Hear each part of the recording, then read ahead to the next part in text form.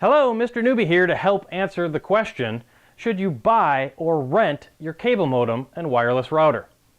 Let's start with the most obvious of factors to consider, cost. A typical modern cable modem can run you anywhere from around $60 to close to $130 depending on its feature set. A wireless router will cost an additional $50 on the low end all the way up to $170 on the high end. Again, depending on the feature set. If you average out the costs of these two items, your total upfront cash requirement is right around $200. Now, compare this to the customary $8 to $10 per month it costs from your cable company to rent or lease a gateway, which is a fancy term for a box that combines both the cable modem and the wireless router. Using average costs again, you should be able to rent your equipment from your cable company for 20 to 25 months, or roughly 2 years, before you begin paying out more money than it would have cost to buy the equipment yourself. Okay, let's look at another decision factor, compatibility. Internet standards are constantly evolving, which means your cable company has to adapt to new standards. Often, this requires newer equipment on the customer's end to keep up with the new standards. If you own your own equipment, this means you may periodically have to purchase a new cable modem.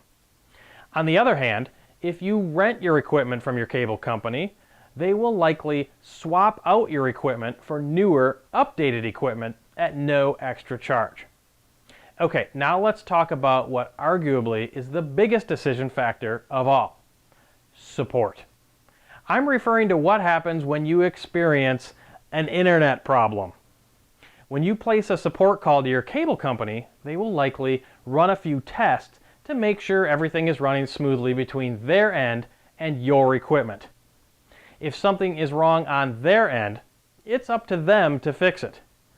But if they determine the problem is with your equipment, here's where it gets tricky. If you own your own equipment, often it will be up to you to fix the problem.